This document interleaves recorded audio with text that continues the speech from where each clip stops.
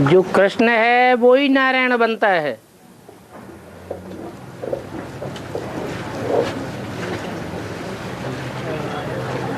परंतु एक है नर से डायरेक्ट नारायण,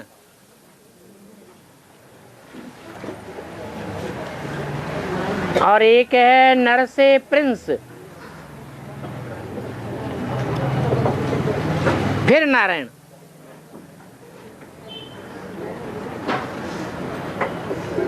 और दोनों का फाउंडेशन संगम युग पर ही पड़ता है।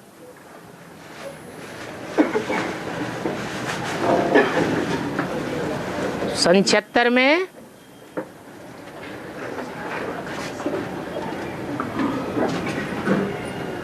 जो नारायण बनने की बात आई है वो बुद्धि रूपी क्षेत्र में समझने की बात है। प्रैक्टिकल में शरीर से नारायण बनने की बात नहीं है।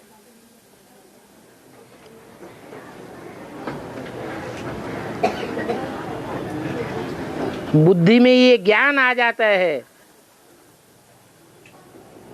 कि वो कौन आत्माएं हैं जो लक्ष्मी नारायण के रूप में संसार में प्रसिद्ध होने वाली है।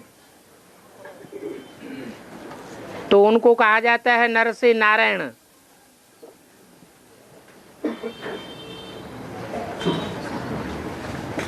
फिर संगम युग में ही उन नारायण के बुद्धि रूपी पेट में कृष्ण बच्चा भी पनपता है। जो बच्चा बुद्धि है, बुद्धि बचकानी है, झट से बुद्धि में नहीं बैठता है कि गीता का भगवान कौन है।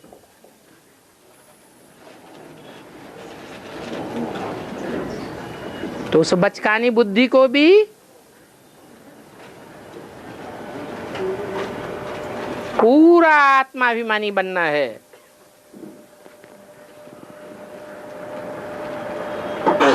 वो फाउंडेशन संगम युग में ही पड़ता है।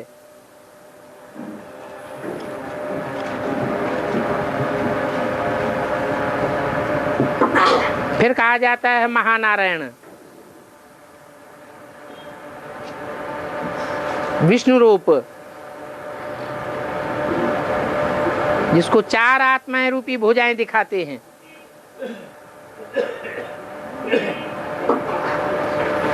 वो चारों आत्माएं और उन आत्माओं को चलाने वाला मनुष्य सृष्टि का बीज रूप बाप, जो पहले पहले नर से नारायण की स्टेज में जाता है, वो पांचों आत्माएं प्रत्यक्ष होती हैं साथ साथ, जिसके द्वारा विष्णु की पालना गाई जाती है। नहीं तो चार भुजाओं वाला कोई मनुष्य नहीं होता है जो नई दुनिया की पालना करे।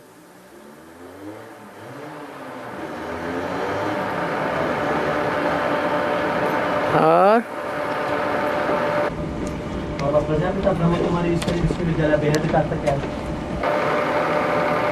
प्रजापिता ब्रह्मा कुमारी ईश्वरी विश्वविद्यालय है। बेहद में अर्थ क्या है? उसका बेहद में अर्थ यही है, उस विद्यालय में प्रजापिता रूपी बाप भी है और ब्रह्मा भी है और ब्रह्मा कुमार कुमारियां भी हैं।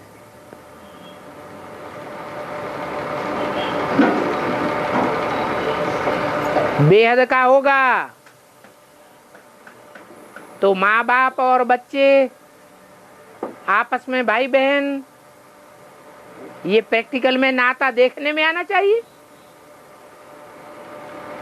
अगर हद में है, बात समझ में नहीं आई है, तो नाम भले रख लेवे प्रजापिता ब्रह्मा कुमारी विद्यालय, लेकिन बाप देखने में नहीं आवेगा। बाप का पार्ट प्रैक्टिकल में समझ में नहीं आवेगा। तो समझ में ना आना जैसे हद की बात हो गई। और बाबा 36 बाद में स्थूल सत्युग 36 बाद में स्थूल सत्युग दिल्ली में बनते हैं और हिमालय पर्वत पर स्वर्ग। संगम युग की जो बातें हैं वो सारी बातें हमारी बुद्धि में शिव बाबा ने बैठाई है लक्ष्य के बतौर। क्योंकि बोला है संगम युग है कल्याणकारी युग, ऊंचते ऊंच युग, जिस युग में तुम बच्चे बाप से डायरेक्ट ऊंचते ऊंच वर्षा पाते हो। बाबा ने हमको सतयुग का लक्ष्य नहीं दिया है। सतयुग से तो उतरती कला शुरू हो जाएगी।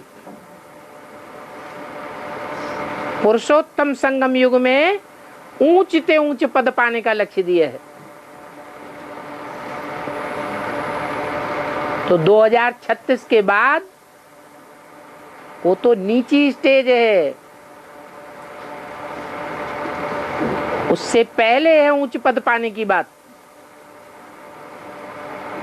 जो पूरे 84 जन्म लेने वाले हैं वो प्राप्ति करेंगे संगम युग में। असली सदगति उनकी है। बाकी तो शरीर छोड़ने के बाद जन्म लेकर के नई दुनिया में आवेंगे। नैया को पार लगाने वाला एक ही खेवैया यहाँ के लिए गाया हुआ है। और बाबा ये फिर भी जो मनाते हैं फिर भी जो मनाते हैं उसके लिए बाबा 13 आत्माओं का यादगार बताया। 13 ब्राह्मणों को खिलाते हैं। हाँ यहाँ संगम युग में भी 13 आत्माओं का बताया है ना। हाँ जी। और ये बीके लोग 13th डे फिल्म उठा रहा है, सिनेमा ले रहा है 13th डे करके। 13th डे करके एक फिल्म उठा रहा है। हाँ बीके लोग। हाँ इसको उसको कुछ ये है संबंध है क्या?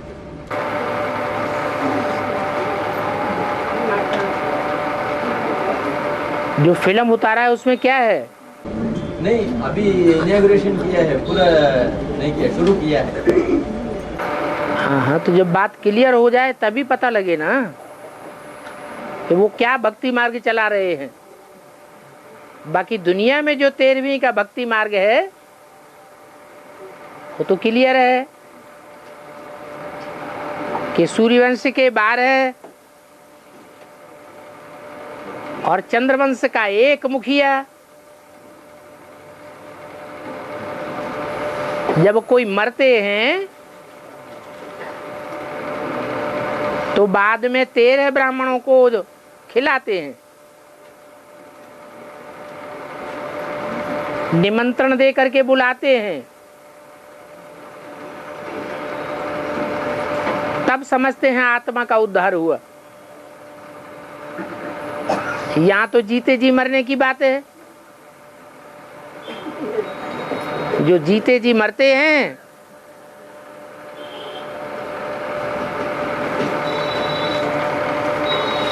वो उन 12 आत्माओं को प्रसन्न करते हैं जो सूर्यवंशी आत्माएं हैं। और 13वीं है वो आत्मा जो चंद्रवंश के 12 ग्रुप की मुखिया है।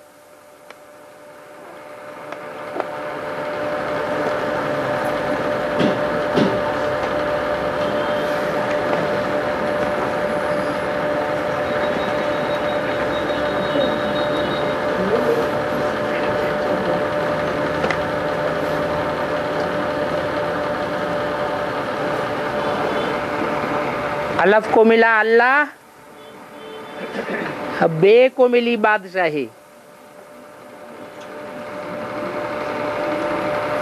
आई तार अल्लाह की, हुआ रेल का रही।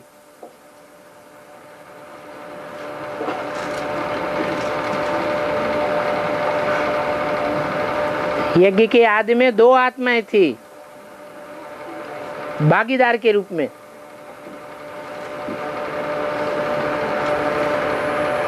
राम बाप और कृष्ण बच्चा, अर्थात प्रजापिता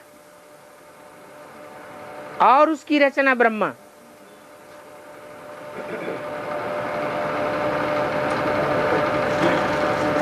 उसमें देखना है कि अलफ किसको कहें और बे किसको कहें।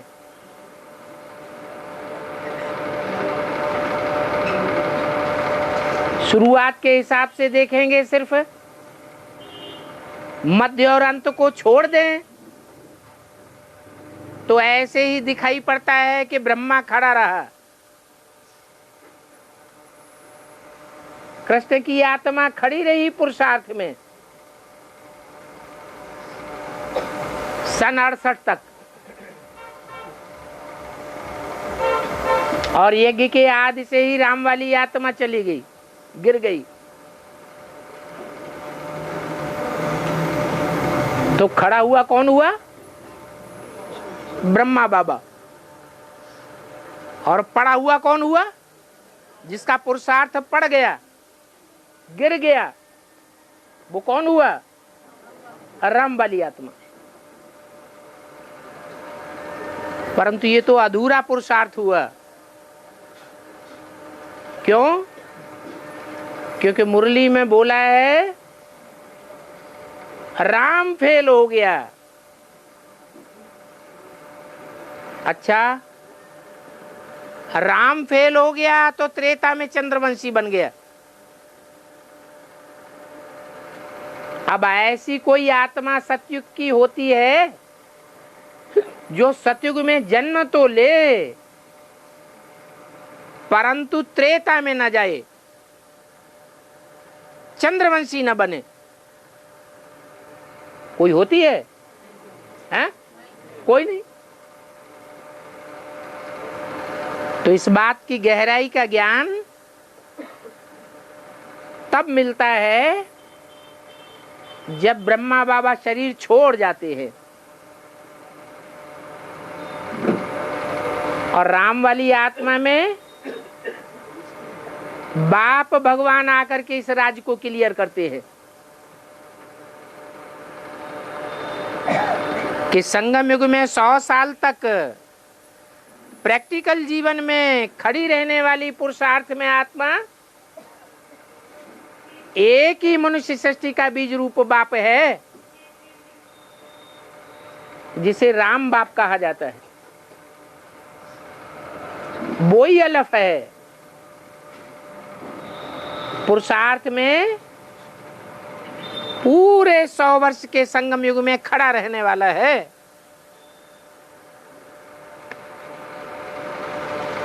आदि में मर्ज हो गया वो बात अलग है।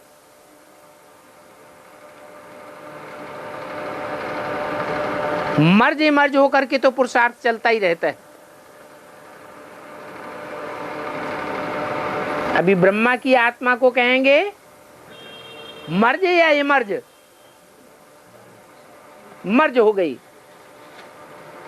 लेकिन ज्ञान की दृष्टि से देखें तो इमर्ज होकर के पार्ट बजाई रही है। शास्त्रों से टैली करके देखें तो इमर्ज होकर के पार्ट बजाई रही है, क्योंकि शिव और शंकर को मिलाकर एक किया जाता है। हैं तो आत्माएं अलग अलग शिव शंकर, परंतु भक्ति मार्ग में दोनों को मिलाकर एक कर दिया है, क्योंकि संपूर्णता की स्टेज पर पहले पहले पहुंचने वाली आत्मा शंकर की आत्मा है। जो बाप समान पुरुषार्थ करती है। इसलिए बच्चे का नाम बाप के साथ जोड़ दिया जाता है।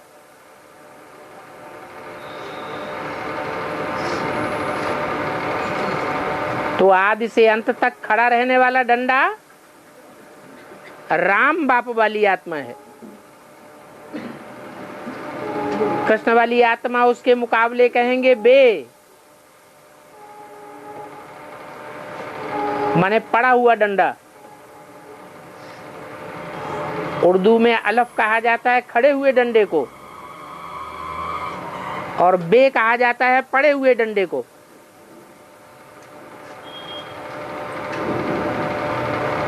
वो सतयुग में बादशाह बनेगा।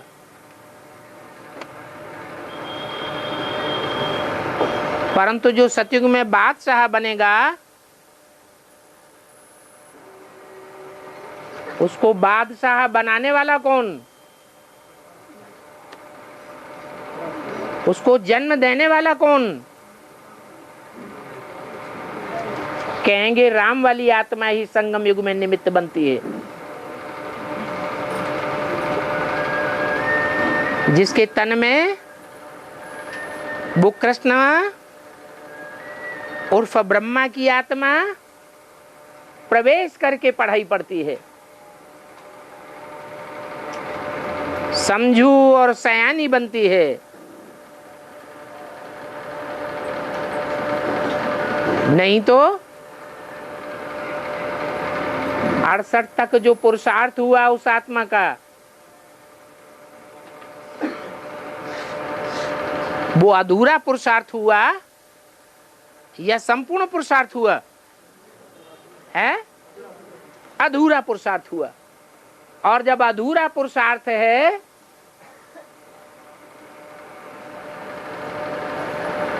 तो देहभान रह गया या देहभान खत्म हो गया? देहभान रह गया। और जिस पुरुषार्थी का देहभान रह जाता है उसको मुरली में आज बोला है गधा।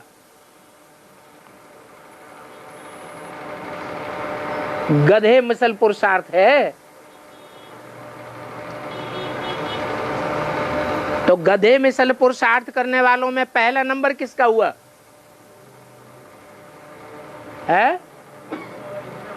कहेंगे ब्रह्मा का।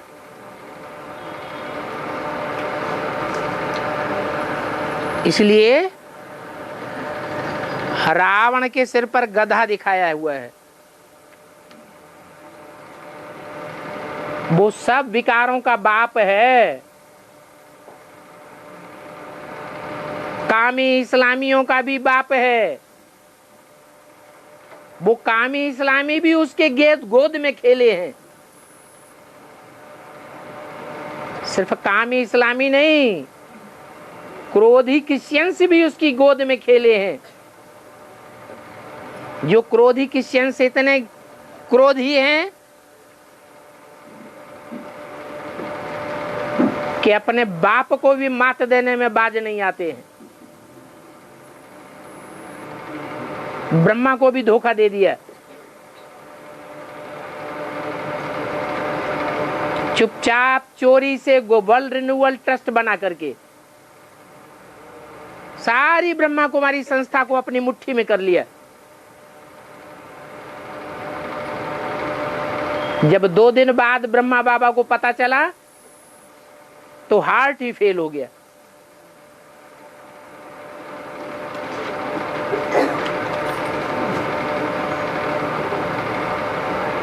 ये 5 विकार हैं।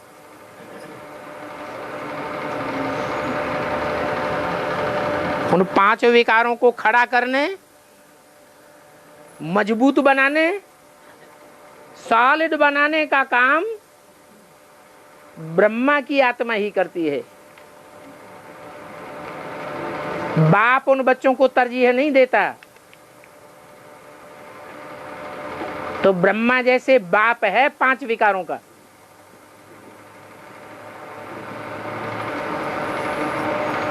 पांचों विकारों का बाप कौन है? देह अभिमान।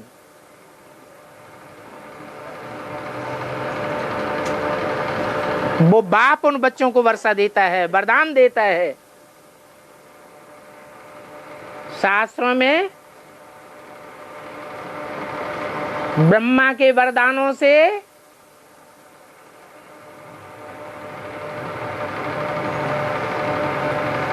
असुरों का जितना कल्याण हुआ है उतना कल्याण और किसी ने नहीं किया। ब्रह्मा को बढ़ावा देने वाला कौन हुआ?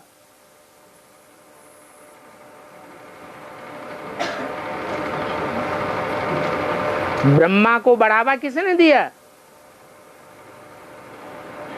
कहेंगे बाप ने। और असुरों को बढ़ावा किसने दिया? ब्रह्मा ने।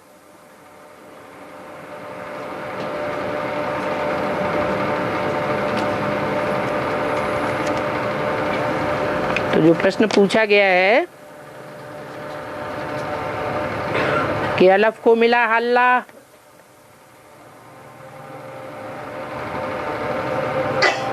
वो कौन है जिसको अल्लाह मिला? बेबादशाही सारी भागीदार को दे दी। आदि में दी होगी तो अंत में भी देगा या नहीं देगा?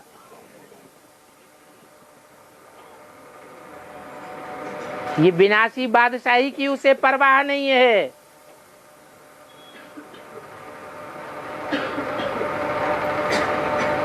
बादशाही बड़ी या अल्लाह बड़ा? अल्लाह मिला तो सब कुछ मिला, और बादशाही मिली तो कुछ भी नहीं मिला। तो यज्ञ के आदि में जो यज्ञ के पालना की बादशाही है वो तो ब्रह्मा बाबा को मिल गई। सारे ही विधर्मियों की पालना का अधिकार मिल गया, लेकिन बाप की पहचान नहीं मिली। और राम वाली आत्मा को बाप मिल गया। तो जन्म लेने के बाद भी दोबारा जब जन्म राम वाली आत्मा लेती है तो उसे बाप मिलता है या नहीं मिलता है? उसे बाप मिलता है। ब्रह्मा और ब्रह्मा के फॉलोअर्स को बाप नहीं मिलता।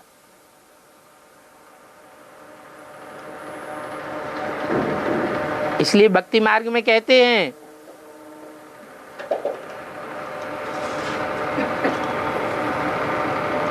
कि इच्छा पूर्वक वरदान लेना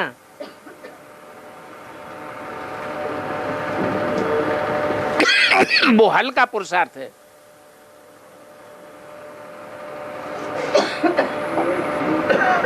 और ये समझ करके वरदान लेना कि जो पाना था सो पा लिया,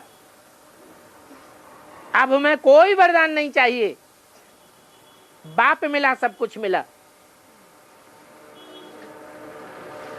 वो हल्कापन नहीं है, वो भारी आत्मा की निशानी है।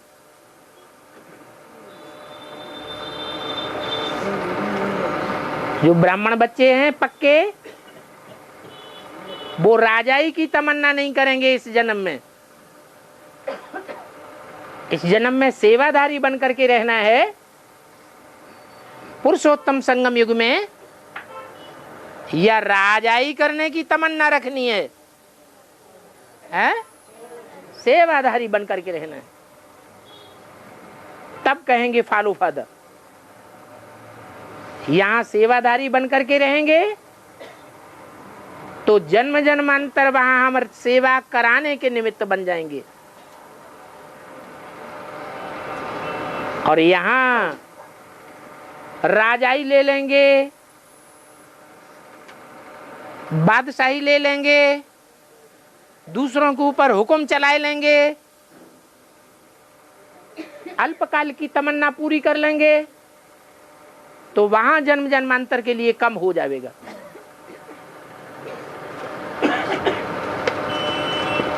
और बाबा अभी तो राम वाले का आत्मा का 47 के बाद यमर्ज कैसे हुआ? मर्ज क्या हो गया था उसका है राम वाले आत्मा का तो 47 के बाद है, उसका पार्ट तो यमर्ज हो गया।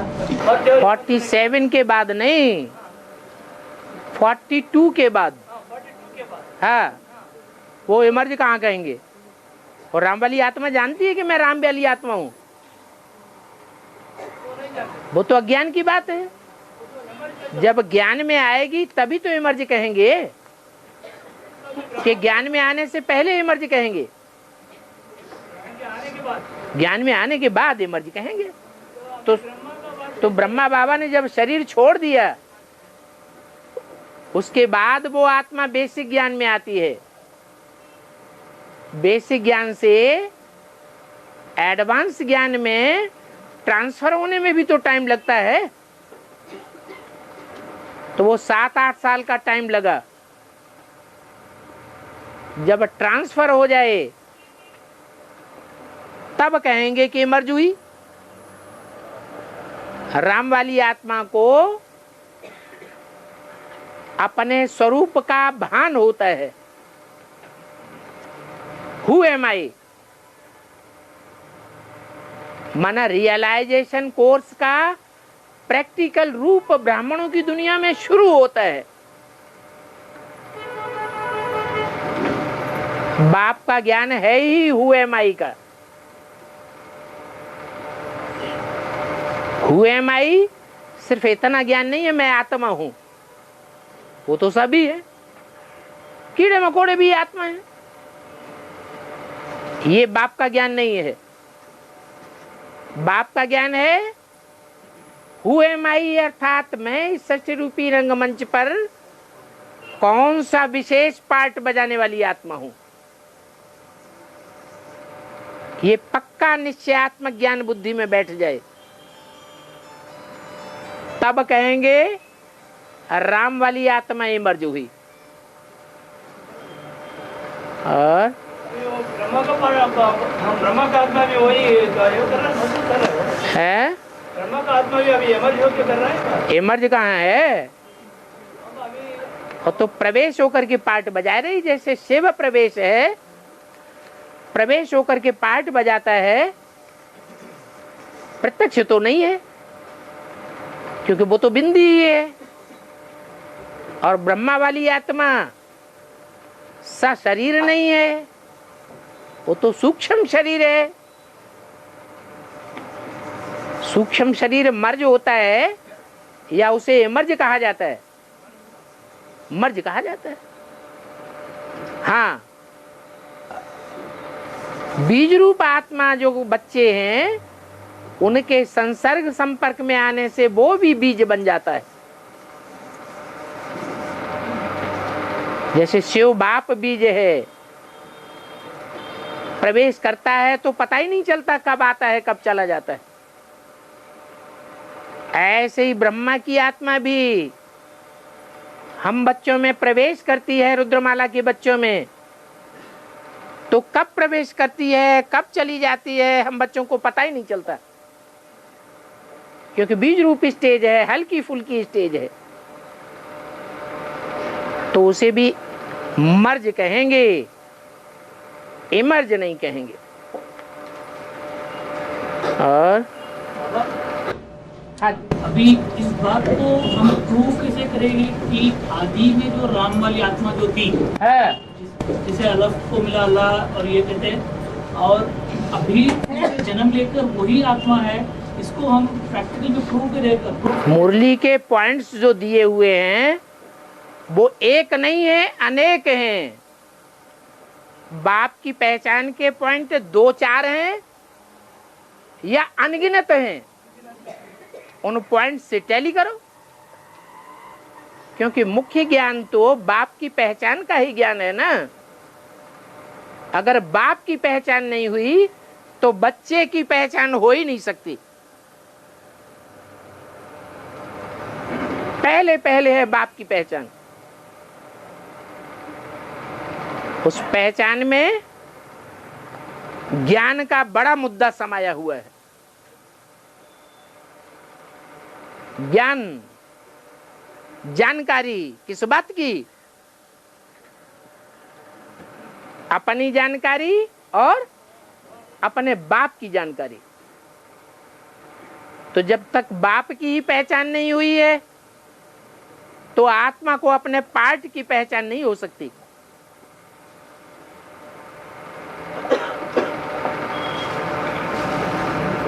इसलिए बाप की पहचान बाप खुद ही आकर के देते हैं। जो मुरलियों के पॉइंट्स हैं उन पॉइंट्स के क्लैरिफिकेशन में ही बाप की पहचान समाई हुई है।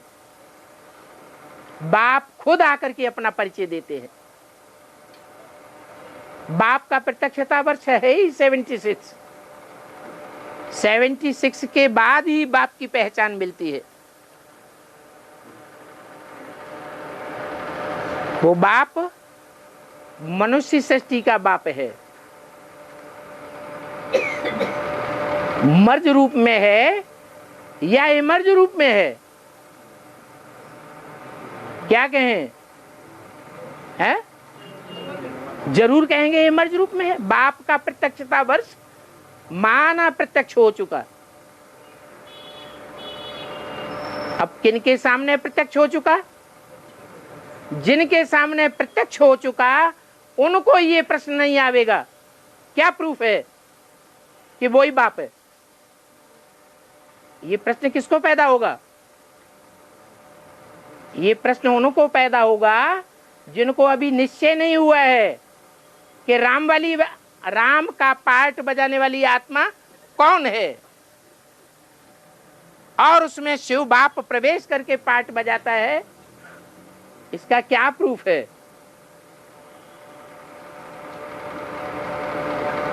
इन सारी बातों का जवाब मुरली से मिलेगा या दुनिया वालों की भाषा से मिलेगा?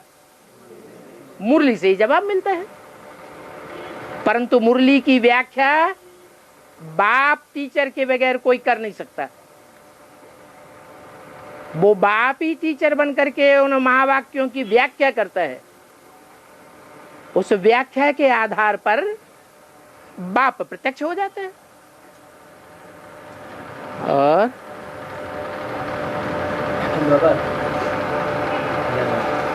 कन्नड़ा लिटरेचर हाँ सभी मांग रहा है। वो एनएस से आना था, 1 साल का ऊपर हो गया। एनएस से उसका कापी आनी थी, प्रिंट आउट, वो आया नहीं।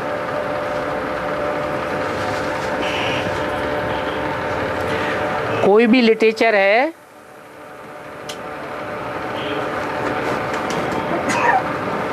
उसमें मूल क्या है और बाद में मूल की जो प्रतियां निकलती हैं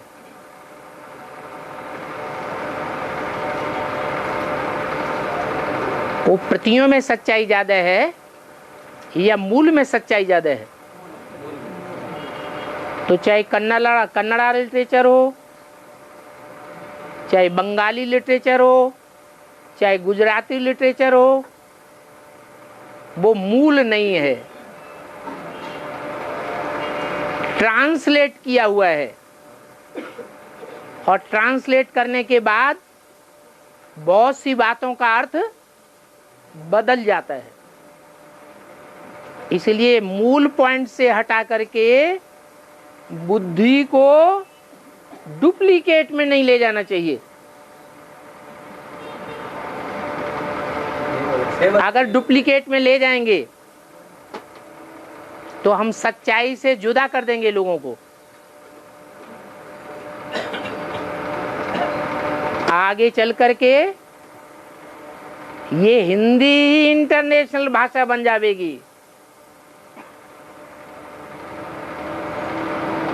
अभी दुनिया में किनका राज्य है?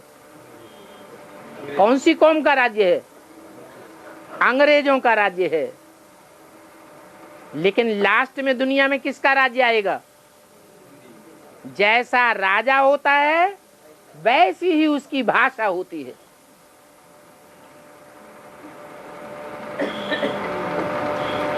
तो मौलिक भाषा जो बाप की भाषा वो बच्चों की भी मौलिक भाषा, उसको कहते हैं मदर टंग। बच्चा वो जो माँ बाप की भाषा जानता हो। अगर नहीं जानता है तो कहेंगे कि वो बच्चा माँ बाप की गोद में नहीं पला है, कोई और की पालना ली है। औरों से पालना लेंगे तो डर है कहीं विदेशी विधर्मी न बन जाएं।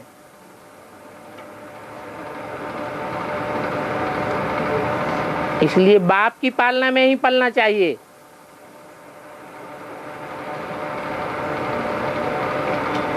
देहधारी गुरुओं को अगर अपना गुरु बनाना पड़ा तो डब्बा गोल हो जाएगा। संगम युग में बाप आवे और हमारे पुरुषार्थ का डब्बा गोल हो जावे, ये तो अच्छी बात नहीं है।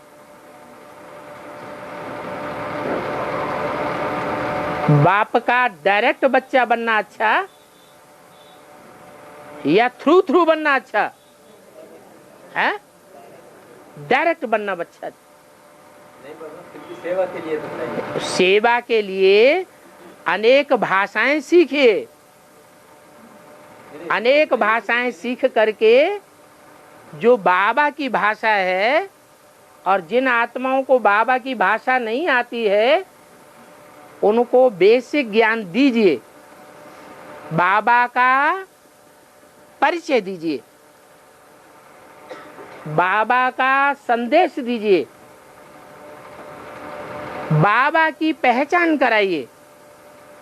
और जब बाबा की पहचान आत्मा को हो जाएगी, ये हमारा जन्म जन्मांतर का बाप है, जन्म जन्मांतर की प्राप्ति हमें इस बाप से होती है, तो आत्मा स्वतः ही उसका संसर्ग, संपर्क और संबंध लेने के लिए दौड़ेगी। उस आत्मा को अपने में नहीं लटकाना है। अगर हिंदी नहीं सिखाई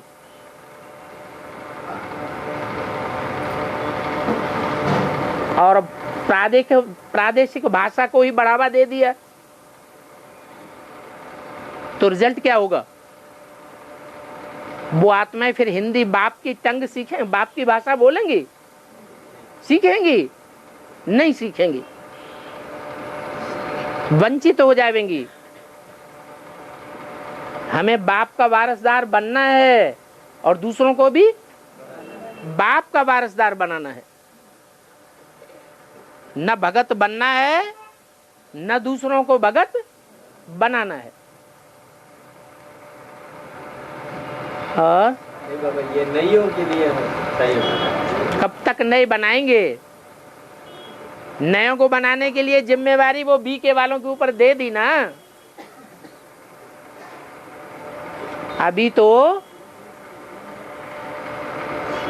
जो बेसिक वाले बच्चे हैं, जो पहले ही ब्राह्मण बन चुके हैं, उन ब्राह्मणों को एडवांस में ले जाना है या बेसिक की ही पढ़ाई पढ़ाते रहना है? आप तो एडवांस का सेंटर खोल के बैठे हैं, तो एडवांस को बढ़ावा दीजिए। बहुत आत्माएं ऐसी हैं जो बेसिक से एडवांस में आने के योग्य है। आज नहीं तो कल आवेंगी, आवेंगी जरूर। और एक तमिल में लिख कर दिया इन्होंने, तो मैं इसको जरा ट्रांसलेट करके बता। हैं? ये प्रश्न जो आया हुआ है तमिल में आया हुआ है। क्या पूछा गया है कि भक्ति और ज्ञान में रात दिन का फर्क है। हाँ? तो क्या भक्ति करना पाप है? क्या भक्ति करने के लिए मना नहीं करना है। पाप इसलिए है कि जो नीचे गिराता है, डुबोता है, उसे पाप कहेंगे। या जो उद्धार करता है, नीचे से ऊपर ले जाता है, उसे पाप कहेंगे। हैं? डुबोने वाले को पाप कहेंगे। तो भक्ति डुबोती है या उद्धार करती है? दुनिया की मेंटलिटी नीचे की ओर जा रही है, गड्ढे में जा रही है, या ऊपर की ओर जा रही है? मनुष्य का मनुष्य से प्यार स्थायी हो रहा है या क्षण भंगुर हो रहा है? हैं? क्षण भंगुर हो रहा है। मेंटलिटी नीचे गिरती जा रही है। कारण क्या है? हैं? यही भक्ति। भक्ति माने अंधविश्वास। ज्ञान को अंधविश्वास नहीं कहा जाता।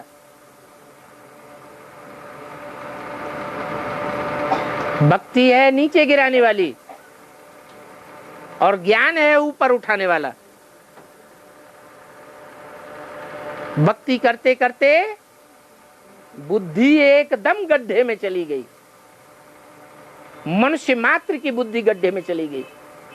विद्वान पंडित आचार्यों की बुद्धि गड्ढे में चली गई। ज्ञान से बुद्धि ऊपर की ओर जाती है, परमधाम की ओर जाती है। इस विनाशी दुनिया से बुद्धि डिटैच होती है।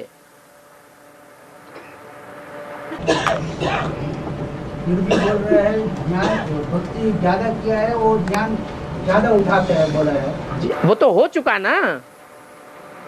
जिन्होंने ज्यादा भक्ति की है वो ज्ञान ज्यादा उठाएंगे, या जो अब ज्यादा भक्ति करेंगे वो ज्यादा ज्ञान उठाएंगे? हैं? जिन्होंने ज्यादा भक्ति पहले ही कर ली है वो ज्यादा ज्ञान उठाएंगे, क्योंकि लंबे समय से नाक रगड़ते आए, भगवान मिले भगवान मिले, रास्ता उल्टा पकड़ा तो भगवान को दया आ गई। इसके ऊपर दया आई, भक्तों के ऊपर दया आई। बेचारे जन्म जन्मांतर से नाक रगड़ रहे हैं, उल्टे रास्ते पे चल रहे हैं। तो इससे ये तो साबित होता है कि भगवान से प्यार है या नहीं है? हैं? प्यार तो है। तो भगवान को दया नहीं आनी चाहिए? भक्तों के ऊपर दया आनी चाहिए या नहीं आनी चाहिए? आनी चाहिए। अब भक्त ये समझ बैठे हैं कि भक्ति अच्छी चीज है, इसलिए भगवान हमको मिल गया। ये तो गलत बात हो गई। भक्ति आती ही है रावण से, देहधारी मनुष्य गुरुओं से। ज्ञान आता है एक बाप से। एक बाप का ज्ञान है सदगति देने वाला। बाकी मनुष्यों से जो कुछ आता है वो सब दुर्गति करता है। मनुष्यों को कहा जाता है नर। जो नर करता है वो नरक बनता है। जो स्वस्थिति में सदैव रहने वाला है वो जो कुछ करता है उससे स्वर्ग बनता है।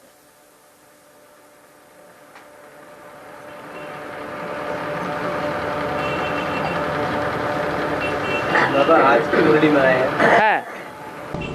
earthquake जो होता है उससे सोने की महल जो नीचे चले जाएगा। हाँ, इसमें स्थूल और सूक्ष्म दोनों अर्थ है क्या? नीचे ही नहीं चले जाते हैं, अर्थक्वेक से ऊपर भी आवेंगे, अर्थक्वेक से नीचे भी जावेंगे।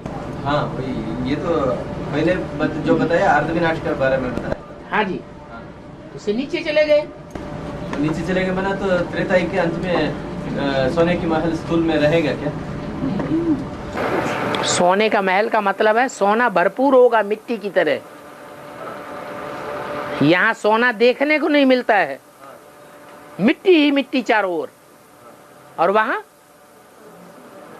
जिधर नजर डालो उधर सोना सोना सोना, इतना सोना होगा। मतलब त्रेता में भी सोना को यूज करते रहे होंगे। वहाँ चांदी की तादाद ज्यादा हो जाती है, सोने की तादाद थोड़ी कम होती है। सतयुग में सोने की तादाद ज्यादा। तो फिर बाबा बोलते हैं ना सोना चांदी कुछ नहीं रहेगा सतयुग के बाद। अरे कभी तत्व खत्म होते हैं क्या? 5 तत्व तो खत्म नहीं होते। ये 5 तत्वों से ही सोना चांदी वगैरह बनता है। सोने की कीमत ज्यादा होती है। सोने की भस्म बनाते हैं वैद्य लोग, उस दवाई की कीमत सबसे ज्यादा होती है।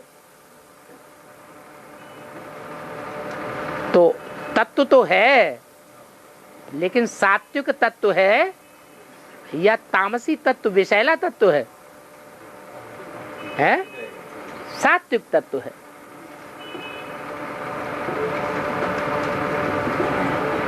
सोने की भस्म को पचाने वाला सोने जैसे शरीर का बन जाता है।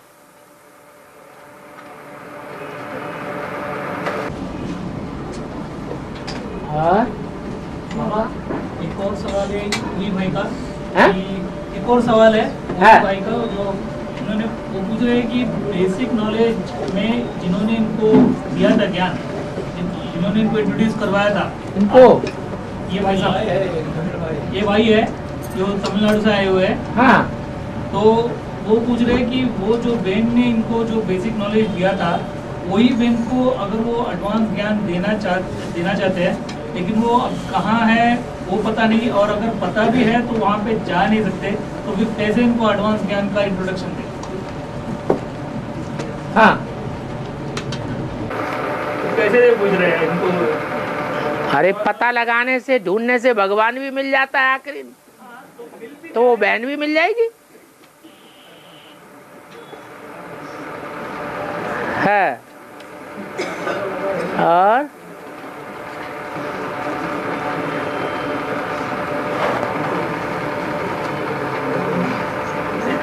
बाबा हाँ इब्राहिम कितना साल राज किया? है इब्राहिम हाँ, कितना साल राज किया? इब्राहिम की आत्मा तो सात्विक आत्मा आती है। वो राजाई करने का उसका लक्ष्य नहीं है। वो तो अपने धर्म का सबसे जास्ती सात्विक ज्ञान सुनाती है। उसके जो फॉलोअर्स हैं वो ज्ञान में घुसपैठ कर देते हैं, विचार कर देते हैं, अडल्ट्रेशन, करप्शन करते हैं। और सिर्फ इब्राहिम के इस्लाम धर्म की ही बात नहीं है, सभी धर्मों में ऐसा ही होता आया है। जो फॉलोअर्स हैं वो अडल्ट्रेशन, करप्शन करते हैं। तो इब्राहिम की आत्मा उस समय सतो प्रधान होने के कारण राजाई करने की तो बात ही नहीं, क्योंकि सतो प्रधान आत्मा है, वो सेवा करना सबसे बड़ा धर्म समझती है। कोई भी धर्म पिता क्यों न हो, सात्विक स्टेज में आएगा तो राजाई नहीं करेगा। हाँ, उसका एक कारण और भी है कि जब धर्म पिता आता है तो उसके धर्म के फॉलोअर्स की संख्या बहुत कम होती है। जब लाखों की तादाद में संख्या हो जाए तब राजाई चलेगी, या राजाई पहले ही चलेगी? जब लाखों की तादाद में संख्या हो जाती है तब राजाई चलती है। तो उसमें 2-4 जन्म लग जाते हैं। 2-4 जन्मों के बाद वो आत्मा जन्म लेकर के भले राजा बन सकती है, उस जन्म में राजा नहीं बनती।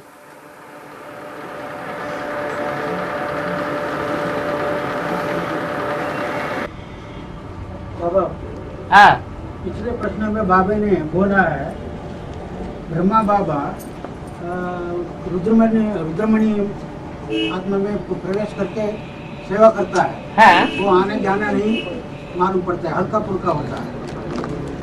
नहीं, रुद्रमाला के मणकों में जब प्रवेश करता है, उनके संग के रंग में आता है, तो वो भी बीज रूप आत्मा बन जाती है, इसलिए हल्का फुल्का हो जाता है। और जब उनसे डिटैच होता है, बीके वालों के संसर्ग संपर्क में आता है, तो देह अभिमानी स्टेज में आ जाता है, इसलिए सूक्ष्म शरीर धारण करता है। उसके दो शरीर हैं, एक कारण शरीर, वो बीज रूप आत्माओं के संसर्ग संपर्क में आने से बनता है, और बीके वालों के संसर्ग संपर्क में आने से सूक्ष्म शरीर बनता है, जो गुलजार दादी में प्रवेश करता है या कोई और दादी में प्रवेश करता है। और गीता में कौरव पांडव युद्ध करते हैं ना, युद्ध कराने समय में घोड़ा गाड़ी में कृष्ण अर्जुन को बोध किया ना, कैसे किया? युद्ध रंग में कैसे किया है? युद्ध रंग में समय है नहीं ना, ये समय युद्ध रंग में कैसे बोधन किया? वो तो झूठी बात है ना। कौरव पांडवों का कोई युद्ध थोड़ा ही हुआ है, ये स्थूल युद्ध, हिंसक युद्ध नहीं हुआ है। ये तो ज्ञान के युद्ध की बात है, जो हमारे मन के अंदर चलता है। ये संस्कारों का युद्ध है, संस्कारों को पलटाने वाली बात है। आसुरी संस्कार पलट करके देवताई संस्कार बन जाएंगे। जो दिव्य संस्कार हैं वो आसुरी संस्कारों के ऊपर विजय प्राप्त कर लेंगे। इसमें स्थूल युद्ध की बात नहीं है, ज्ञान योग की बात है, ज्ञान और अज्ञान की लड़ाई की बात है। वो घोड़ा गाड़ी वाला वो तो एक रूपक है, जो रथ है वो शरीर रूपी रथ का परिचायक है, और जो घोड़े हैं वो इंद्रियों रूपी घोड़े हैं। उन घोड़ों को जो लगाम दिखाई गई है वो बुद्धि रूपी लगाम है। वो बुद्धि रूपी लगाम कृष्ण हाथ में नहीं लेता है, ये तो शिव बाबा की आत्मा है। सुप्रीम सोल अपने हाथ में वो लगाम लेता है बुद्धि की, तब वो रथ चलता है। वो रथ को चलाने वाला सुप्रीम सोल बाप है। रथ को चलाने वाला कहो, नैया का खेवैया कहो,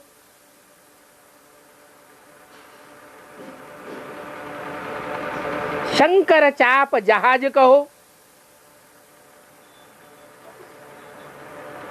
वो जहाज को, नैया को, रथ को चलाने वाला चालक है। बाकी स्थूल में कोई बात नहीं है।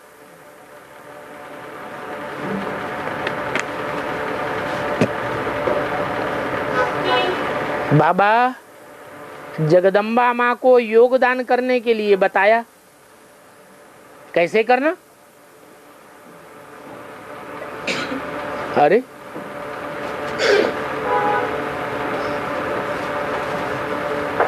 कोई प्यारा होता है, संबंधी होता है, हम ज्ञान में चलने लगे, हमने भगवान बाप को पहचान लिया। लौकिक दुनिया में जो हमारा प्यारा रहा है, जिसको हमने बहुत प्यार किया है, वो ज्ञान में नहीं है, बाप को नहीं पहचानता है। लेकिन हमारा दिल है कि वो भी ज्ञान में आ जाए, वो भी बाप को पहचाने। तो उसको योगदान देते हैं कि नहीं देते हैं? है? बाबा की याद में उस आत्मा को सर्च लाइट दे सकते हैं। जैसे टार्च में से रोशनी निकलती है तो कोई के ऊपर रोशनी पड़ती है, ऐसे ही बाबा के साथ याद में बैठ जाएं और उस आत्मा को वाइब्रेशन फेंकें, दूसरे संकल्पों को ना आने दें, एक ही संकल्प में स्थिर होकर के रहें। जितना हम स्थिर होकर के रहेंगे उतना उस आत्मा को योगदान जल्दी मिलेगा। हमारी स्थिरता टूटती रहेगी, संकल्प टूटता रहेगा, या माया हमारे संकल्प को तोड़ती रहेगी, तो उतनी ही देर हो जाएगी। और जिस आत्मा को हम योगदान दे रहे हैं वो जल्दी नहीं निकलेगी।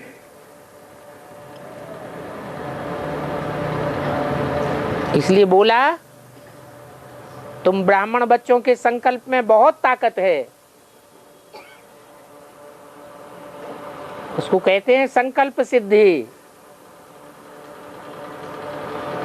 लेकिन वो तभी होगी जब हम मन बुद्धि को एकाग्र करना सीख लें।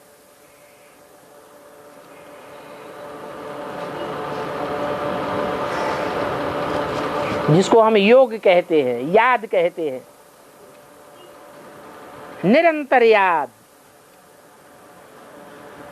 अब विचारी याद।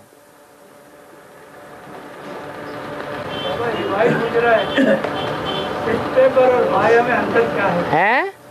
पेपर और माया में अंतर क्या है? पेपर, माया पेपर लेती है। दोनों में अंतर क्या है? माया अलग है और पेपर अलग है। माया जो है वो ऐसी परिस्थिति पैदा कर देगी, ऐसा माहौल बना देगी जो पेपर के रूप में हमारे सामने आ जाएगा। माया पेपर नहीं है, माया तो पेपर लेने वाली है, परीक्षा लेने वाली है।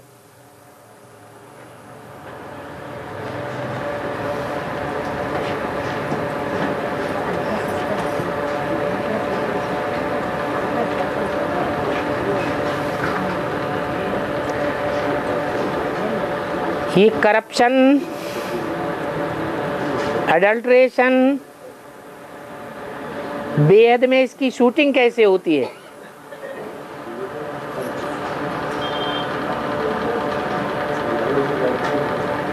बाबा ने ज्ञान दिया,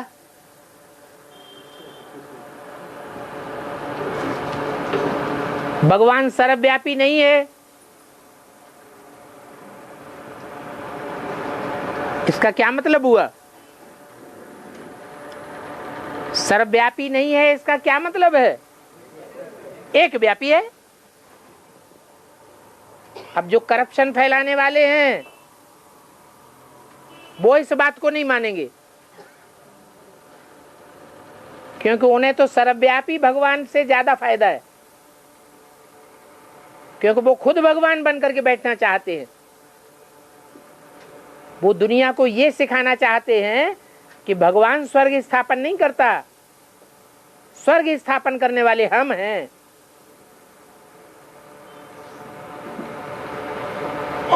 असली ज्ञान भगवान नहीं देता, भगवान के ज्ञान का भी असली क्लैरिफिकेशन हम देते हैं। हमारे डायरेक्शन पर चलो, हमारी राजाई में चलो। इसलिए वो एक करप्शन फैलाते हैं। गीता का भगवान कृष्ण नहीं है, ये ज्ञान बाबा ने दिया। अब गीता का भगवान कृष्ण नहीं है माना कृष्ण तो अभी संगम युग में नहीं है ना। संगम युग में कृष्ण है, यह कृष्ण की आत्मा है।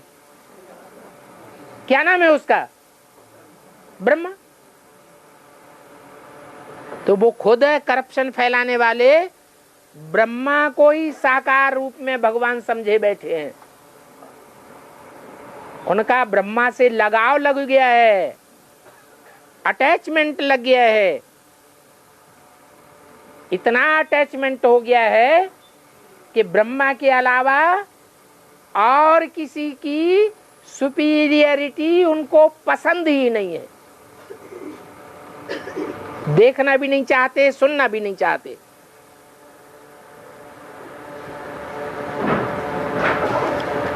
इसलिए वो करप्शन फैलाते हैं। उन्होंने वो किताब छापना ही बंद कर दी। गीता का भगवान कृष्ण नहीं, शिव बाबा है।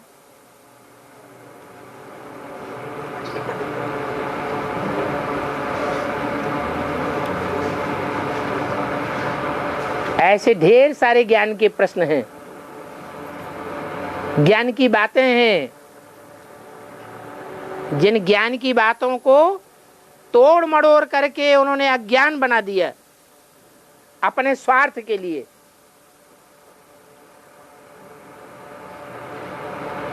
उसको कहते हैं एडल्ट्रेशन, करप्शन।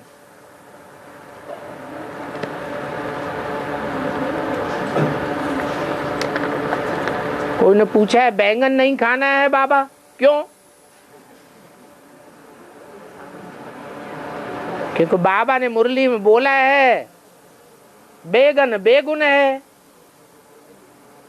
बेगन में कोई गुण नहीं, और ही शरीर में बादी पैदा कर देगा, दर्द पैदा कर देगा।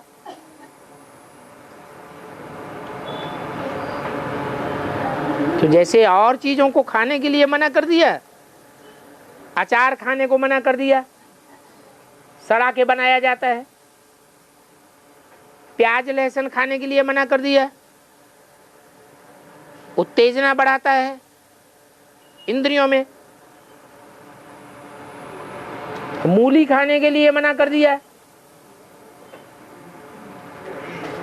तामसी चीज होने के कारण नींद बहुत आती है, मूली खाने वाले को आलस से बहुत आता है, इसलिए मना कर दिया, क्योंकि हम बच्चों को तो निद्राजीत बनना है।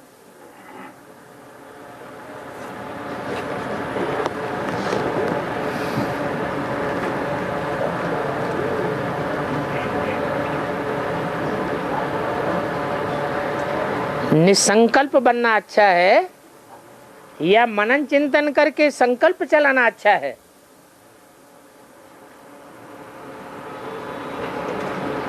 निसंकल्प होने की स्टेज कब बनेगी? पूछना चाहिए, निसंकल्प बनना सहज है या मनन चिंतन मंथन करना सहज है? क्या सहज है? मनन चिंतन मंथन करना सहज है।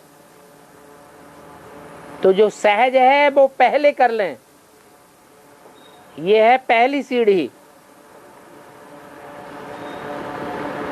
और जब ज्ञान की बातों का मनन चिंतन मंथन चलने का अभ्यास पक्का हो जाए तो निसंकल्पी स्टेज में टिकना भी सहज हो जाएगा। यह है अगली सीढ़ी। सीढ़ी दर सीढ़ी चढ़ेंगे तो सहज हो जाएगा। एकदम निसंकल्पी स्टेज में टिकना चाहें वो नहीं होगा, गंदे गंदे संकल्प अटैक करते रहेंगे।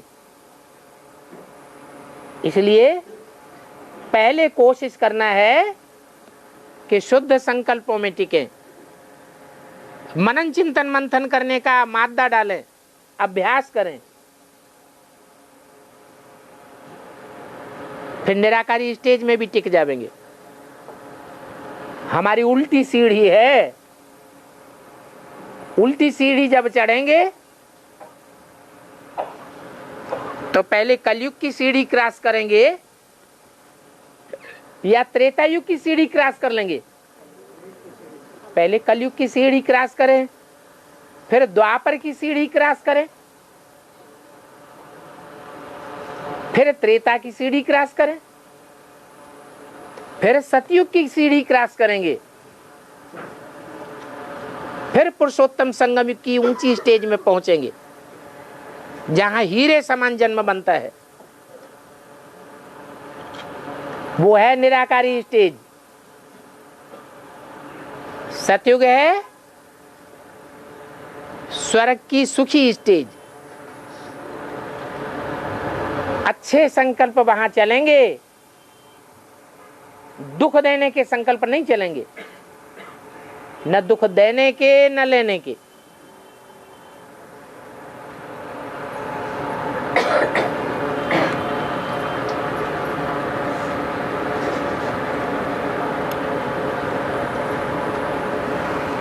बाबा कहते हैं काम महाशत्रु है। तो काम के दायरे में क्या क्या बातें आती हैं? काम शब्द से बनता है कामना। कामना माने इच्छा।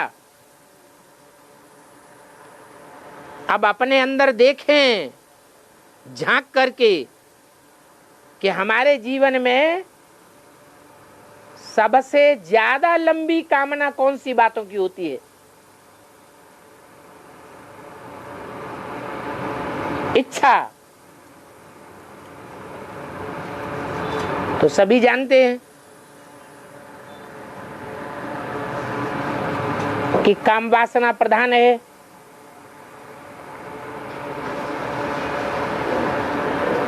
तो कामेंद्रिय के संकल्प सभी में ज्यादा आते हैं। वो है मुख्य कामना। बाकी छोटी मोटी कामनाएं ढेर सारी हैं। उस काम के ऊपर अगर विजय प्राप्त कर ली, उस कामना के ऊपर अगर विजय प्राप्त कर ली, तो समझो सारे विश्व के ऊपर विजय प्राप्त कर ली। तो काम के दायरे में बहुत बातें आ जाती हैं।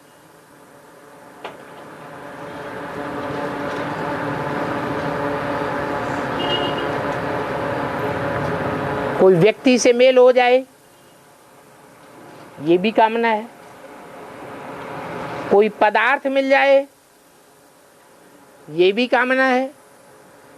अनेक प्रकार की कामनाएं हैं, परंतु उन सब कामनाओं का केंद्र बिंदु होता है जाकर के काम विकार।